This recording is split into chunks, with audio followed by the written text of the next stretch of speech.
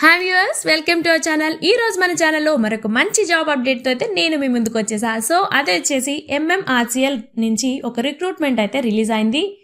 So ఈ job కోసం మీకు ఉండవలసిన qualifications and age limits and మీరు ఎలా అప్లై చేసుకోవాలి ఇవన్నీ తెలుసుకునే ముందు మా నుండి చిన్న రిక్వెస్ట్, మన ఛానల్ని ఇప్పుడే కనుక ఫస్ట్ టైం చూస్తున్నట్లయితే వెంటనే ఛానల్ని సబ్స్క్రైబ్ చేసుకోండి.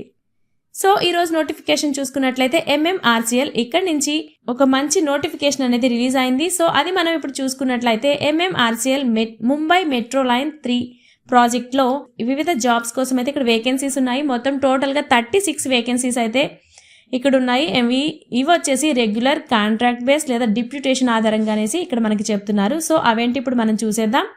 సో ఇక్కడ మనం వేకెన్సీస్ చూసుకున్నట్లయితే జనరల్ మేనేజర్, ఇక్కడ ప్లానింగ్ అండ్ బిజినెస్ డెవలప్మెంట్, ఈ వేకెన్సీస్ గాను ఈ జాబ్ కి గాను ఒక వేకెన్సీ ఉంది. ఇది ఒకటే పోస్ట్, ఇది రెగ్యులర్ డెప్యూటేషన్ ఆధారంగా అయితే ఉంటుంది.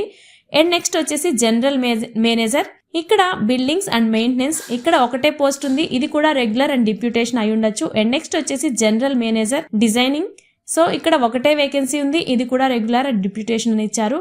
అండ్ నెక్స్ట్ వచ్చేసి deputy general manager operations and operations safety, ఇక్కడ 2 వేకెన్సీస్ అయితే ఉన్నాయి.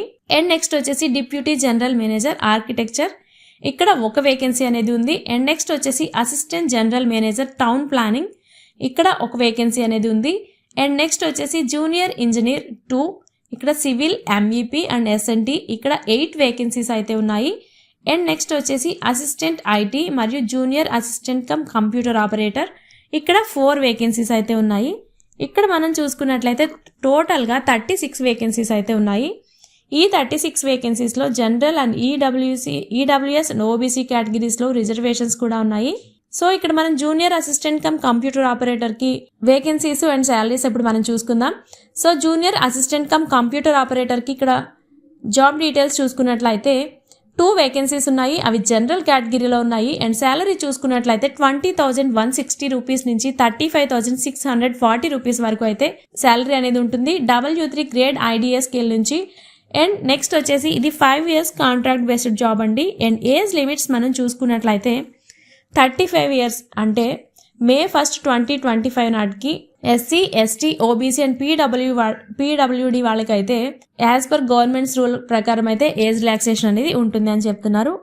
అండ్ నెక్స్ట్ మనం దీనికి ఉండవలసిన క్వాలిఫికేషన్స్ చూసుకున్నట్లయితే జూనియర్ అసిస్టెంట్ కంప్యూటర్ ఆపరేటర్, ఈ జాబ్ కోసం ఉండవలసిన క్వాలిఫికేషన్స్ చూసుకున్నట్లయితే రికగ్నైజ్డ్ యూనివర్సిటీ నుంచి డిగ్రీ అండ్ అదనంగా మీరు కంప్యూటర్ అప్లికేషన్లో డిప్లొమా లేదా certificate course MS office and typing skills అనేది కావాలనేసి ఇక్కడ చెప్తున్నారు. అండ్ మీకు ఇక్కడ ఎక్స్పీరియన్స్ చూసుకున్నట్లయితే అడ్మినిస్ట్రేటివ్ లేదా కంప్యూటర్ ఆపరేషన్లో అట్లీస్ట్ ఒక 2 to 3 years అయితే మీకు ఎక్స్పీరియన్స్ అనేది ఉండాలి అంటున్నారు. And MS office, data entry and office సాఫ్ట్వేర్స్లో మీకు నైపుణ్యం అనేది ఉండాలి అనేసి చెప్తున్నారు. అండ్ నెక్స్ట్ వచ్చేసి document managing, email communication and basic IT సపోర్ట్స్లో మీకు కానీ ఎక్స్పీరియన్స్ ఉంటే దానికి ఎక్కువ ప్రిఫరెన్స్ అనేది ఇస్తారు ఈ జాబ్స్ కోసం అనేసి చెప్తున్నారు.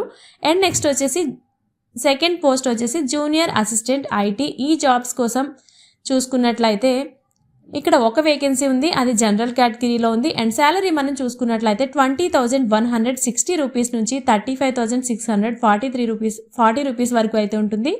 అండ్ ఇది కూడా కాంట్రాక్ట్ బేస్డ్ ఆధారంగా 5 years అయితే ఉంటుంది. అండ్ ఏజ్ లిమిట్స్ చూసుకున్నట్లయితే మ్యాక్సిమం 35 years బిలోనే ఉండాలి. సో May 1st, 2025 నాటికి. అండ్ దీనికి యాజ్ పర్ గవర్నమెంట్స్ రూల్స్ ప్రకారం ఏజ్ రిలాక్సేషన్ అనేది కూడా వర్తిస్తుంది అని చెప్తున్నారు. అండ్ నెక్స్ట్ వచ్చేసి క్వాలిఫికేషన్స్ మనం చూసుకున్నట్లయితే information and technology and computer science లేదా దానికి సంబంధించిన దాంట్లో డిగ్రీ లేదా డిప్లొమో అండ్ హార్డ్వేర్ నెట్వర్కింగ్ లేదా సాఫ్ట్వేర్ సపోర్ట్స్లో సర్టిఫికేట్స్ ఉంటే వాళ్ళకి ఎక్కువ ప్రిఫరెన్స్ అనేది ఇస్తారు. అండ్ నెక్స్ట్ వచ్చేసి IT support, system administration and data మేనేజ్మెంట్లో అట్లీస్ట్ ఒక 2 years ఎక్స్పీరియన్స్ అనేది కావాలి అని చెప్తున్నారు. అండ్ నెక్స్ట్ వచ్చేసి network trouble shooting and database మేనేజ్మెంట్లో మీకు ఎక్స్పీరియన్స్ ఉండాలి అనేసి ఇక్కడ చెప్తున్నారు. And MS office, LAN and WAN networking and software ఇన్స్టాలేషన్లో మీకు అనుభవం అంటే పరిజ్ఞానం అనేది ఉండాలి అనేసి ఇక్కడ చెప్తున్నారు. అండ్ దీనికోసం ఇక్కడ మనం చూసుకున్నట్లయితే SC, ST వాళ్ళకి అయితే 5 years ఏజ్ రిలాక్సేషన్ ఉంటుంది. అండ్ OBC వాళ్ళకి నాన్ క్రీమీ లేయర్ కింద ఒక 3 years అయితే ఏజ్ రిలాక్సేషన్ ఉంది. అండ్ PWD వాళ్ళకైతే 10 years, SC, STకి అండ్ 8 years వచ్చేసి OBC అండ్ 5 years వచ్చేసి జనరల్ కేటగిరీలో ఉంది పీడబ్ల్యూడి వాళ్ళకి. అండ్ ఎక్స్ సర్వీస్ మెన్స్ కోసం అయితే 5 years ఉంది. సో నెక్స్ట్ మనం ఈ జాబ్స్ కోసం ఎలా సెలెక్ట్ చేస్తారు మిమ్మల్ని అంటే, ఈ జాబ్కి అప్లై చేసిన వాళ్ళు షార్ట్ లిస్టింగ్ ఉంటుంది కదా, షార్ట్ లిస్టింగ్ చేస్తారు. సో ఎవరైతే అప్లై చేస్తారో వాళ్ళ క్వాలిఫికేషన్స్ అండ్ ఎక్స్పీరియన్స్ సర్టిఫికేట్స్ నుంచి షార్ట్ లిస్ట్ చేయడం అనేది జరుగుతుంది. నెక్స్ట్ పర్సనల్ ఇంటర్వ్యూ అనేది ఉంటుంది. ఎలా అంటే షార్ట్ లిస్ట్ చేసిన వాళ్ళు ఉంటారు కదా, వాళ్ళని ఇంటర్వ్యూకి అయితే పిలుస్తారు.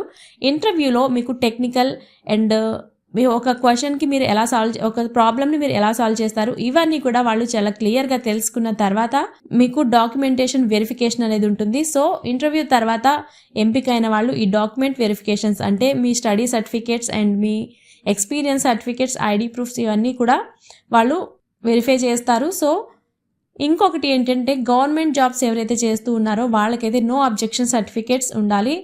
And ACR and APAR copies and vigilance clearance and penalty statements కూడా ఇవ్వాల్సి ఉంటుంది. అండ్ లాస్ట్గా ఇంటర్వ్యూ అండ్ డాక్యుమెంటేషన్ వెరిఫికేషన్ తర్వాత మిమ్మల్ని ఈ జాబ్కి అయితే సెలెక్ట్ చేయడం అనేది జరుగుతుంది. అండ్ ఇక్కడ ఒక ఇంపార్టెంట్ నోట్ ఏంటి అంటే, మీరు ఇంటర్వ్యూస్ కోసమైనా మెడికల్ టెస్ట్ కోసమైనా ట్రావెల్ అలవెన్స్ అండ్ రీఎంబర్స్మెంట్స్ అనేవి వీళ్ళు ఎటువంటి వాళ్ళకి ఇవ్వరు అని చెప్తున్నారు. అండ్ మీరు ఈ జాబ్కి ఎలా అప్లై చేసుకోవాలి అనుకుంటే, ఇది ఆన్లైన్ రిజిస్ట్రేషన్ అని చెప్పాం కదా, MMRCL కార్పొరేట్ వెబ్సైట్కి వెళ్ళి మీరు అక్కడ డాక్యుమెంట్ అనేది లాగిన్ అవ్వాల్సి ఉంటుంది. సో మీ personal email ID and mobile నెంబర్తో రిజిస్టర్ అయితే చేసుకోండి. నెక్స్ట్ వచ్చేసి మీ డాక్యుమెంట్స్ అప్లోడ్ చేయాల్సి ఉంటుంది. మీ present resume and passport size photo and ఇటు పే స్లిమ్ PDF ఫార్మాట్స్లో అప్లోడ్ చేయాల్సి ఉంటుంది. అండ్ గవర్నమెంట్ జాబ్స్ వాళ్ళైతే no objection certificate and ACR APR చెప్పాం కదా, ఇవన్నీ కూడా ఉండాల్సి ఉంటుంది. అండ్ నెక్స్ట్ వచ్చేసి ACAR APR copies and vigilance clearance certificates and penalty statements పోస్టల్ని అయితే ఇక్కడ ఒక అడ్రస్ ఉంది. So senior deputy general manager HR, Mumbai metro rail corporation limited, MMRCL line 3 transit office, E block, Bandra Kurla complex, Bandra east, Mumbai 40051. ఈ అడ్రస్కి అయితే మీరు ఇవన్నీ పోస్టల్ ద్వారా అయితే పంపించాల్సి ఉంటుంది. అండ్ మీరు అప్లై చేసుకోవడానికి లాస్ట్ డేట్ వచ్చేసి May 21 నుంచి June 14 వరకు అయితే ఈ జాబ్కి అయితే మీరు అప్లై చేసుకోవచ్చు. సో ఈ జాబ్కి మేము ఎలిజిబుల్ అవుతామా అనుకుంటే ఈ వీడియో చూసిన వెంటనే అప్లై చేసేసుకోండి. All the best. ఇలాంటి మంచి మంచి జాబ్ అప్డేట్స్ కోసం అయితే మన ఛానల్ని సబ్స్క్రైబ్ చేసుకోండి. Thanks for watching.